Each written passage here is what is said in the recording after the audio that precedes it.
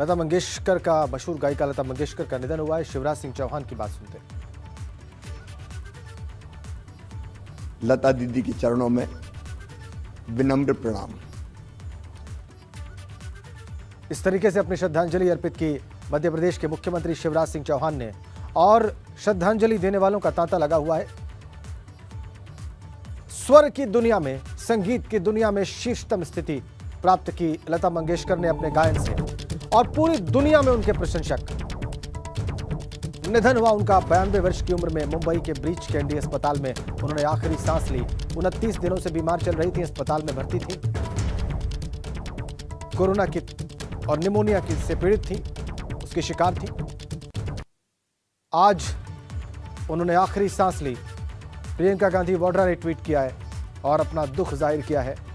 दादी के साथ, अपनी दादी यानी कि पूर्व प्रधानमंत्री इंदिरा गांधी के साथ लता मंगेशकर की ये तस्वीर आप देख सकते हैं। इसको लगाकर अपने ट्वीट में उन्होंने अपना दुख जाहिर किया है, अपनी श्रद्धांजलि दी है, अपनी यादें उनसे जुड़ी हुई या जो कुछ भी उनकी स्मृति में है लता मंगेशकर से जुड़ा हुआ, उसको सामने रखा है।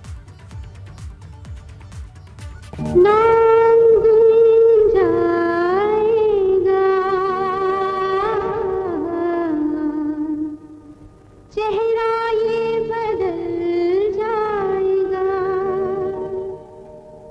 मेरे आवाज़ ही पहचान है। गर याद रहे, नाम भूल जाएगा, चेहरा ये बदल जाएगा।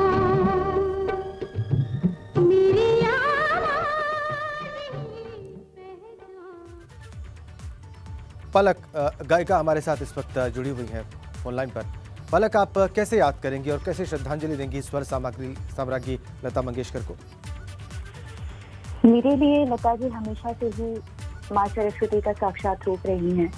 आज भले ही देह स्वरूप में उनका निधन हो गया है, लेकिन मुझे ऐसा लगता है कि जो लेगेसी उन्होंने हम सभी के लिए छोड़ी है, उन्होंने ना सिर्फ मुझे बल्कि मेरे पहले वाली जनरेशन को, मुझे, आगे आने वाली कई पीढ़ियां उनसे इंस्पायर होगी, ऐसा जीवन उन्होंने जिया है।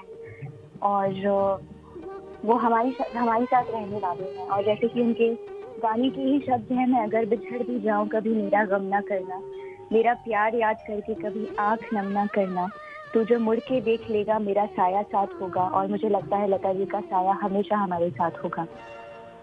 पलक, आपकी कभी मुलाकात हुई लता मंगेशकर से? जी, मेरी मुलाकात हुई। मुझे सौभाग्य मिला था जब मैं छोटी थी और मेरी समाज सेवा के कार्य के बारे में उन्हें पता चला, तो उन्होंने कहा कि बेटी अभी तुम बहुत छोटी हो, लेकिन जब एक बड़ी गायिका बन जाओगी तब अपने इस काम को छोड़ना मत, जारी रखना, बिकॉज सही मायने में यही संगीत की सेवा है। और उनके वो शब्दों ने मुझे हमेशा ही प्रेरित किया है। आज भी उनके वो शब्द मेरे कानों में गूंज रहे हैं।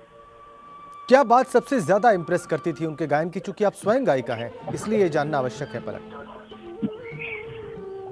There was something very very divine उनके गाने में, उनके संगीत में। जब आप उनके गाने सुनते थे, भले ही वो किसी भी जॉनरा, किसी भी मूड के हो, लेकिन एक डिविनिटी, एक अजीब सी प्योरिटी थी उनके गाने में। और वो एज ए सिंगर अगर मैं बात करूं तो वो बहुत बहुत मुश्किल चीज़ों को भी इतनी सरलता से गा जाती थी, जो कि हर एक गाना गाया हुआ उनका एक इंस्टीट्यूशन के समान है हम सभी सिंगर्स के लिए। जी, ये जो बात आपने कही पलक, ये बहुत महत्वपूर्ण है कि कुछ डिवाइन महसूस होता था उनके गीतों को सुनने के बाद। और हम चाहेंगे कि आप अपने स्वरों से अगर उन्हें श्रद्धांजलि दें तो हमारे दर्शकों के लिए। अभी इस वक्त गाना मुश्किल होगा, लेकिन मैं कोशिश करती हूँ। जी जी।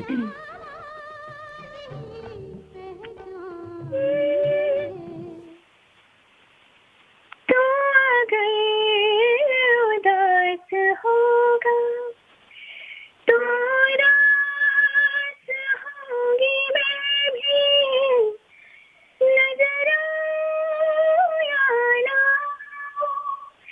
तेरे पास होगी मैं भी, तू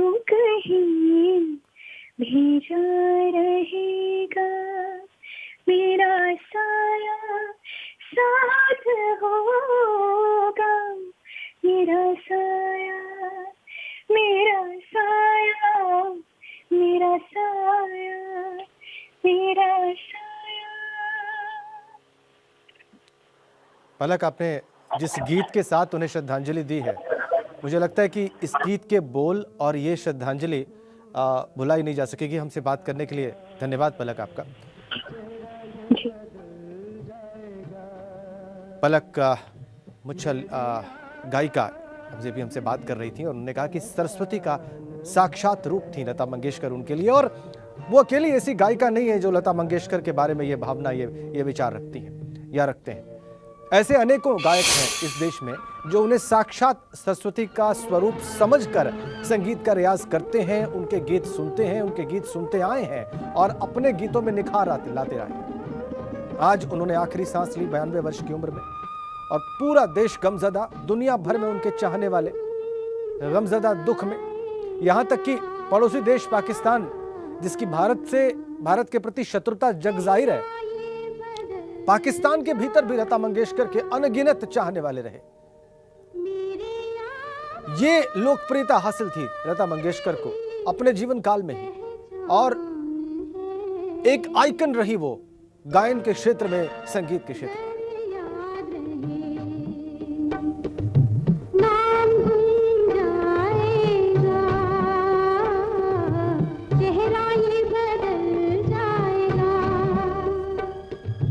मेरी आवाज़ ही पहचान है, गर याद रहे।